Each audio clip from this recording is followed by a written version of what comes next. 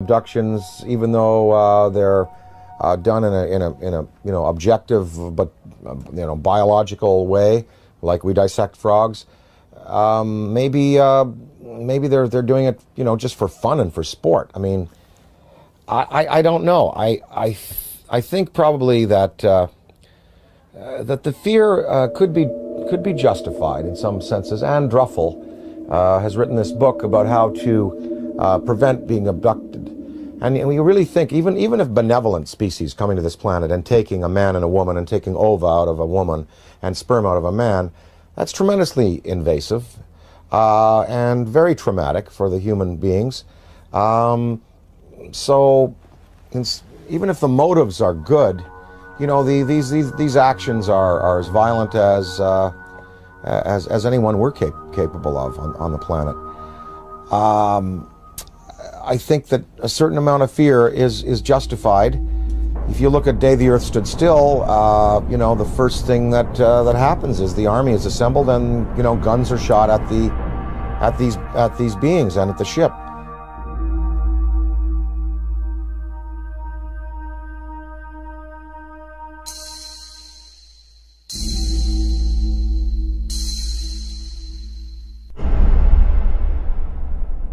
I addressed the question to Dick Cheney because I say the most important question to put to any high-ranking official is not what do you think about UFOs or have you seen one. The most important question is, have you ever been briefed on the subject? Did someone walk in your office and tell you what's going on? Because if someone walks into the president's office or some high-ranking official and briefs him on the subject of UFOs, it is for real. It's not imaginary, as the government has been saying for 60 years. So I asked Mr. Cheney, this is 3 months after he became the vice president, I asked him on the air, and this is still on Diane Ream's archives, Mr. Cheney, in all your jobs in government, have you ever been briefed on the subject of UFOs? And if so, when was it and what were you told? And Mr. Cheney said, if I had been briefed on that subject, it probably would have been classified and I wouldn't be talking about it. January 22nd, 1997, I noticed 3 amber orbs now at a distance far west on the horizon. And I'm thinking, wait a minute, even though they're in a line formation, they were amber, they were in a formation, they were hovering for minutes. As I'm pointing like this, they reappear in the same spot. And I thought, I have to get a picture of this. And I ran upstairs, I grabbed my 35mm, get out onto the balcony. As I'm ready to shoot the 3 bottom orbs, suddenly 6 amber orbs in a row, totally equidistant from each other, massive span across, pop up. On March 13, 1997, over 10,000 Arizona residents witnessed the single most spectacular UFO sighting in the 20th century. Headlines surged the nation, and Arizona residents demanded answers from military and state officials. A mile-wide UFO was seen from as far north as Flagstaff, Arizona, and then the giant triangular UFO hovered above the great city of Phoenix, Arizona, where Dr. Lynn Ketai shot this amazing videotape.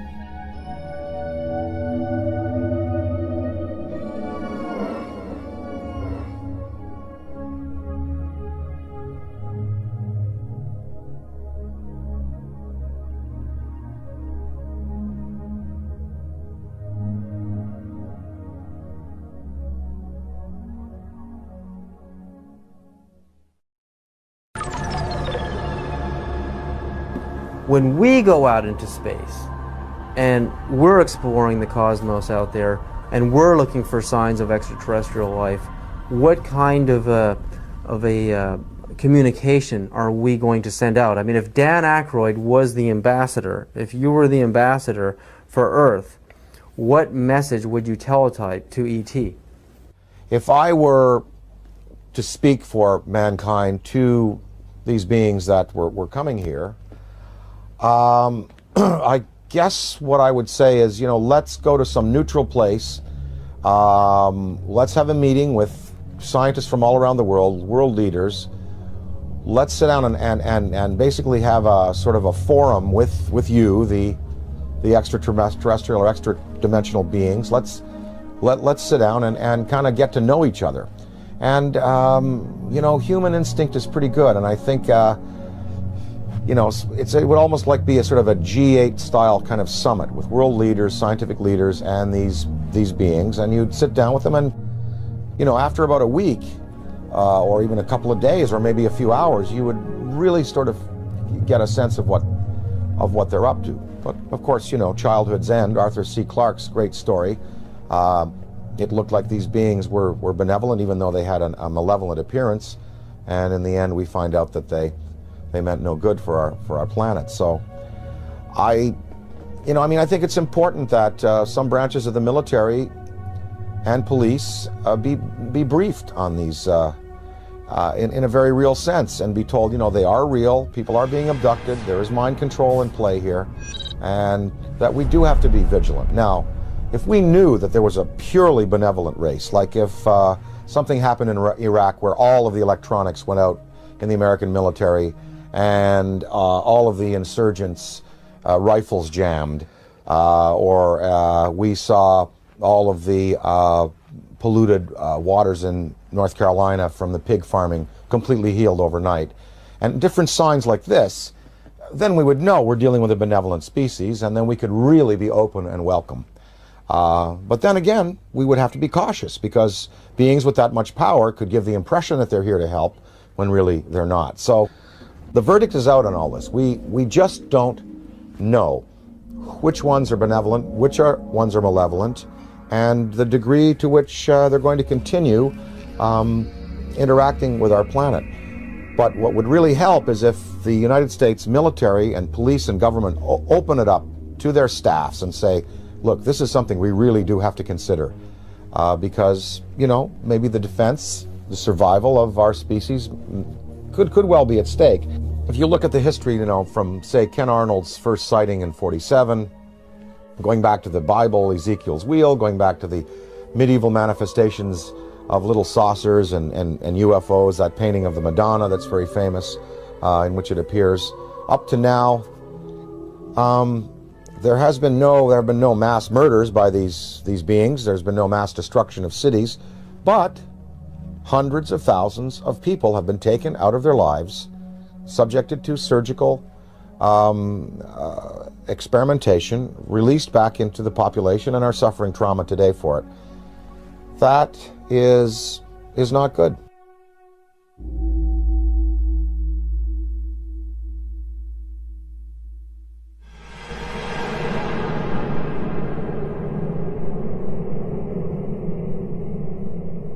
The idea, I mean, like in the movie Close Encounters of the Third Kind, the meeting on the dark side of the moon in Devil's Tower, Wyoming, I mean, it seems like the logical thing to do. I mean, we have a communication, a teletype message, we have a place, a location, and a time, and we isolate it from the public until we know it's safe. I mean, we check each other out. I mean, this seems like the most logical thing to do, you know, even rather than meeting on the White House lawn. I mean, this is the way we would like it to happen. But that doesn't seem to be the way it's really happening. I mean, these extraterrestrials don't seem to be so interested in doing things politically the way we do things on Earth. They're picking certain individuals to contact. They are zeroing in on those individuals.